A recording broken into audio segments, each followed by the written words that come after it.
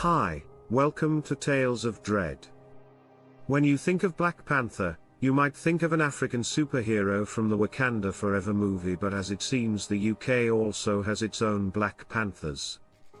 For more than 200 years, strange cats have been attacking small towns in the countryside of the United Kingdom. As long as people keep telling us about these unidentified animals, we look at the evidence and wonder if there really are predators on the moors. The young commando smiled to himself as he lay on his back and looked up at the sky full of stars. It wasn't the warmest evening, but hiding in a wood in the middle of North Devon was much better than sitting on top of a building in the middle of Belfast and playing hide and seek with members of the Irish Republican Army. Even though he had only been a Royal Marine for a short time, he had flown through sniper school, earning himself a spot on one of the regiment's most elite teams. And because of a strange turn of events, he was now sitting in Limpstone, only an hour's drive from his base, looking for a fairy tale in the rolling Devonshire countryside. When he and the rest of his group were told why they were being sent somewhere secret, there was a lot of laughter at the briefing. A farmer in South Malton said that over the course of 3 months, something tore the throats of more than 100 of his sheep apart with its teeth. Their job was to find and kill the thing that had become known as the Beast of X. The 5 sniper teams had been hiding in different places around the farm's perimeter for the past 3 nights, waiting for the attacker to show himself. So far, nothing interesting had happened, and with only a few hours left until dawn, it didn't look like tonight would be any different. A hollow branch snapped loudly off to the side, breaking the silence and startling the young Marine out of his thoughts while his eyes slowly adjusted to the darkness around them. There were also softer sounds that sounded like someone was carefully shifting their weight and slowly getting to their feet. The British soldier turned on his flashlight and pointed it in the direction of the faint sounds. With a sharp intake of breath, he dropped the light and instinctively took a step backwards away from the threat. Something was standing just a few feet away, partially lit by the beam that was still shining up from the fallen torch. It quietly watched the young Marine from the undergrowth. He tried to figure out what was going on for a moment. The light came back to him through eyes the color of emerald, and a mouth that opened and closed, to show a set of wickedly sharp teeth. The animal's smooth, black fur rippled and undulated as it moved around as if it were getting ready to attack. His eyes went to the rifle leaning against a tree just a few feet away. As he got ready to move toward it, the creature let out a deep, throaty growl. It kept staring at him with a hypnotic, unblinking gaze, and when he moved again to get his gun, it said the same thing. The young soldier's right hand went to the gun he kept in his belt holster. The intruder seemed to understand the gesture right away, and it was gone in an instant, running as fast as lightning, weaving in and out of people on the beach and ash trees that were still shaking from the fight. The Royal Marine finally got his gun back and thought about what he was going to say to the other soldiers about the fight that had just happened. In the summer of 1983, the newspapers reported that members of one of Britain's best fighting units had been sent to the middle of the countryside to hunt a big cat. People mostly laughed at the story. This harsh attitude was soon toned down when the government confirmed that a small number of Royal Marines had been sent, and that the situation was not funny for the communities that had been hit. Similar to the beasts of Dartmoor and Bodmin, which are also supernatural. In the middle of the 1970s, people began to talk about a possible cryptozoological cat that hunted in the fields near Exmoor. Even though there have been reports of other cats hunting in the British countryside long before these two, the first ones happened more than 1,000 years ago. Welsh medieval poems talk about a horrible chlorine cat that hunted in the area around Anglesey before it was killed by a brave warrior named Che. Later in the 1760s, the writer William Corbett described a number of encounters with a cat-like creature which resembled the lynx on occasion. He observed it traversing the grounds of Waverley Abbey. These reports are still rare and only come from small rural areas, but in the 1950s, people all over the country started to be interested in what became known as big cats. There were a lot of unrelated sightings all over the country, from panthers and tigers in Scotland to cheetahs and pumas in the suburbs of the country's capital. One thing about the big cat phenomenon that seems to set it apart from other strange stories in the UK, is that it has not gone away as surveillance and communication technology has gotten better. The number of sightings seems to have gone up as the number of people living in rural Britain has steadily grown. In August 2011, a boy named Josh Hopkins was playing hide and seek with his brother in the fields near his home in Monmouthshire. He was crouched down in a patch of long grass when something big and black jumped out at him. Josh said the animal looked like a leopard, and it cut Josh's left cheek with its paw, leaving 5 deep, bloody claw marks. Then it tried to pull him deeper into the bushes, but the boy kicked himself free and ran away. 5 years later, people in the southeast London borough of Sydenham said that a puma was getting into their gardens and killing their pets. Tony Holder, who is 36 years old, tried to scare the animal away when he saw it in his backyard attacking his cat. His 11-year-old daughter later said that she watched in horror as the creature knocked her father to the ground and cut at his face and upper body over and over again. Even though Holder was 6 feet tall and weighed about 210 pounds, he wasn't able to fight off the attacker, who only ran away when he heard police sirens coming. 2 police officers and the paramedic who were there saw the creature leave the house, and it was never seen in the area again. 2 years later, big cat paw prints were found near the dead bodies of several full-grown deer that had been killed in Gloucester's Woodchester Park.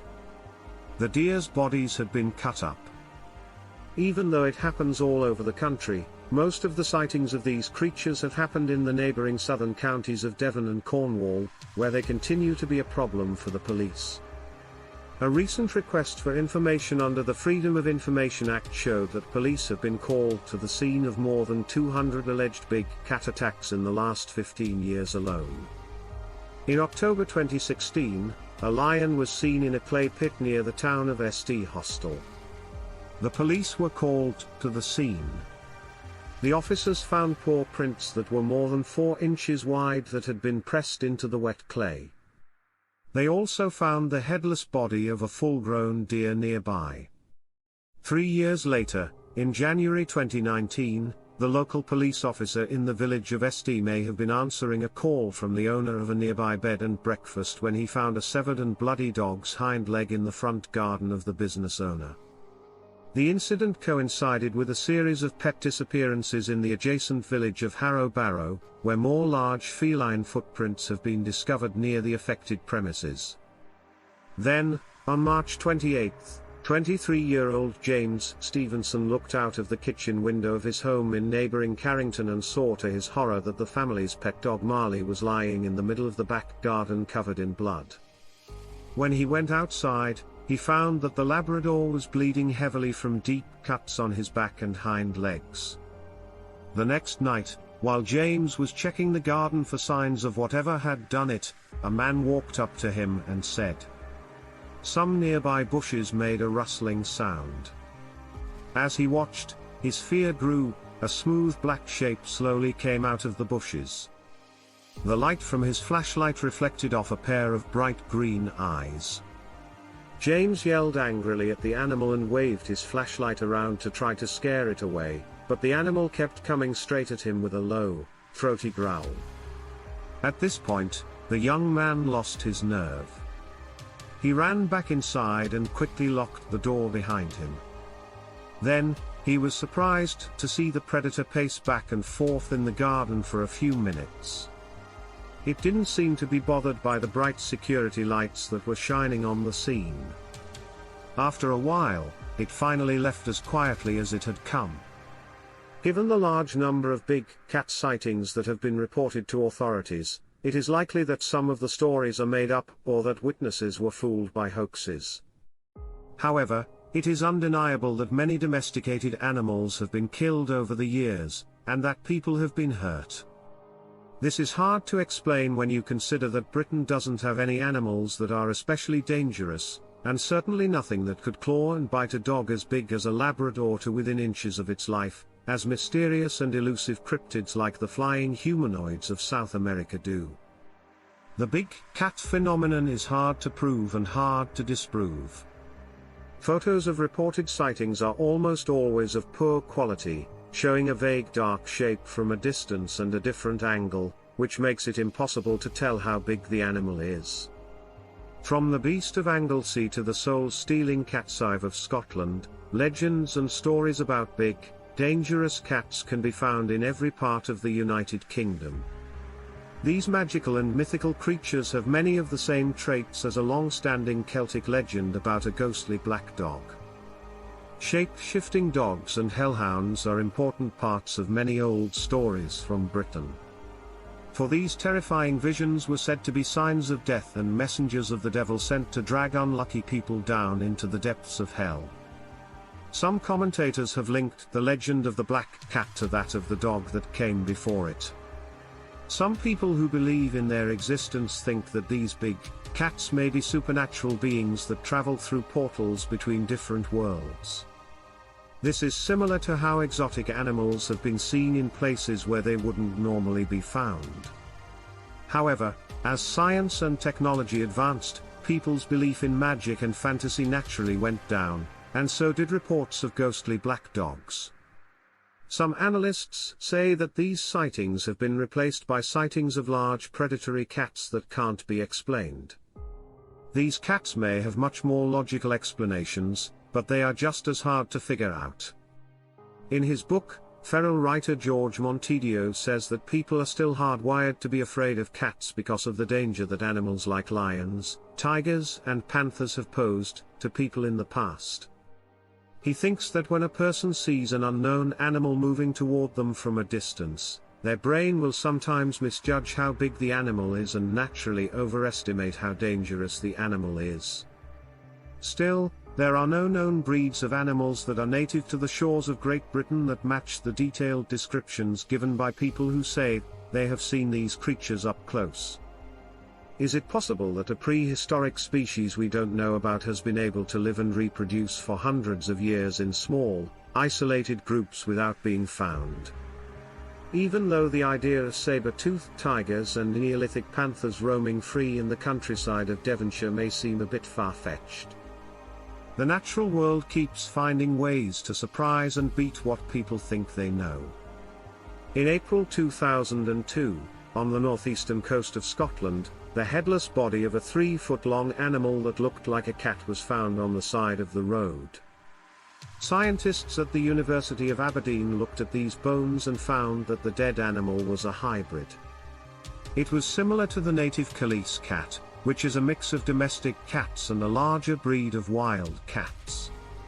So, it's possible that the bigger predators that are now moving closer to Britain's cities are the result of a foreign species that was brought to the United Kingdom and then bred with native animals, causing them to become more like the foreign species. During the Victorian era, a lot of strange animals from the far reaches of the British Empire were brought in to please and entertain the public. By 1895, there were more than 200 shops in London that sold strange animals. In the 1970s, when keeping exotic animals as pets was at its peak, there was a sudden rise in news about big cats. In 1976, the government passed the Dangerous Wild Animals Act because collectors were bringing in dangerous species illegally. This law is thought to have caused some people to release their more troublesome pets into the wild out of fear of being arrested.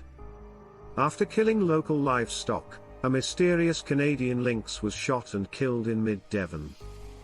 The animal's teeth showed that it had been in captivity for a while before being set free into the wild. In the same way, a puma that an Inverness farmer caught in 1980 was found to be very used to humans. So much so that it would let its captors pet it. To people in other countries, though, the idea of unexpected predators in rural areas that can kill cattle and even the occasional human being is nothing new. This is why reports of big cats in the UK continue to fascinate people. There isn't much doubt that many of the stories that have been told about strangely large footprints, the bodies of animals that were killed violently, and sometimes even a scary meeting with the killer creature itself are mostly true. It remains to be seen if these mysterious invaders are just a case of evolution, or if there is a more sinister and out-of-this-world reason for their existence. Just remember that if you're alone in the British countryside, you should keep your wits about you and your running shoes nearby.